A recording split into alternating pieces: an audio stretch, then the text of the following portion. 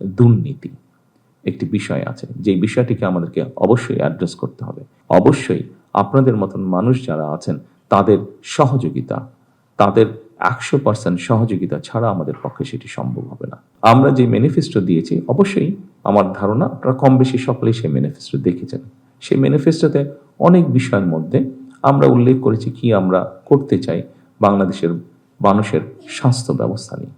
সেই ম্যানিফেস্টোর মধ্যে আমরা উল্লেখ করেছি এই দেশের সন্তানদের শিক্ষা ব্যবস্থাকে আমরা কিভাবে গড়ে তুলতে চাই। সেই ম্যানিফেস্টোর মধ্যে আমরা উল্লেখ করছি এই দেশের সন্তান সহ এই দেশের মানুষের তরুণ সমাজের ক্রীড়া ব্যবস্থা আমরা কিভাবে গড়ে তুলতে চাই।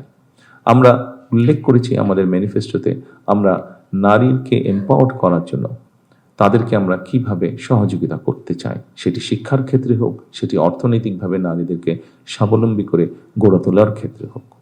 উপস্থিতিবৃন্দ, আমরা খুব পরিষ্কারভাবে সুন্দরভাবে উল্লেখ করেছি ভাগ করে, আমরা ডিপার্টমেন্ট ভাগ করে আমরা উল্লেখ করেছি আমরা কিভাবে এই দেশের মানুষের কর্মসংস্থানের ব্যবস্থা করতে চাই, সেটি দেশীয় বিনিয়োগের মাধ্যমে হোক, সেটি বিদেশি বিনিয়োগের মাধ্যমে, সেটি বন্ধ কলকারখানাগুলো চালু করার মাধ্যমে হোক। অর্থাৎ মানুষ যাতে বেকার না থাকে, যত কম সংখ্যক মানুষ বেকার থাকবে দেশের জন্য ততটা ভালো হবে, মানুষ ততটা স্বাচ্ছন্দ্যে থাকবে।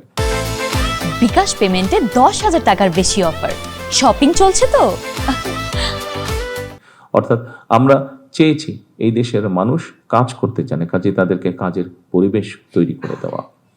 উপস্থিতিবৃন্দ, আমরা আমাদের ম্যানিফেস্টোতে উল্লেখ করেছি একটি খুব গুরুত্বপূর্ণ বিষয়, সেটি হচ্ছে এক, মানুষকে অবশ্যই সেফ ফিল করতে হবে, সেটি রাস্তাঘাটে হোক, সেটি তার অফিস আদালতে হোক, সেটি পথ চলায় হোক, সেটি তার ব্যবসা বাণিজ্য হোক, এমনকি সেটি পরিবার নিয়ে যখন সে ঘরে থাকবে সেখানেই হোক।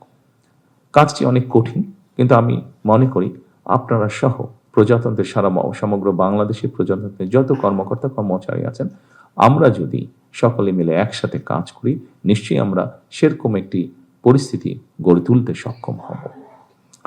উপস্থিতিবৃন্দ, আরেকটি বিষয় আছে যেই বিষয়টিকে আমরা অ্যাড্রেস করতে চাই।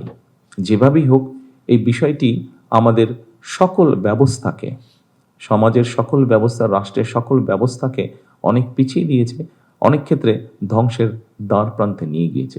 সেটি হচ্ছে দুর্নীতি একটি বিষয় আছে, যেই বিষয়টিকে আমাদেরকে অবশ্যই অ্যাড্রেস করতে হবে। কিন্তু এই বিষয়টিকে একটি রাজনৈতিক দল হিসাবে, সরকার হিসাবে যদি আমরা অ্যাড্রেস করতে চাই, অবশ্যই আপনাদের মতন মানুষ যারা আছেন তাদের সহযোগিতা, তাদের 100% সহযোগিতা ছাড়া আমাদের পক্ষে সেটি সম্ভব হবে না। এবং আমি আমার রাজনৈতিক সরকারের পক্ষ থেকে আমি দৃঢ়ভাবে বিশ্বাস করতে চাই এখানে উপস্থিত যে সকল প্রজাতন্ত্রের কর্মকর্তা কর্মচারীবৃন্দ আছেন, আপনাদের পূর্ণ সহযোগিতা আমরা ইনশাল্লাহ পাবো, এটি আমরা দৃঢ়ভাবে বিশ্বাস করি।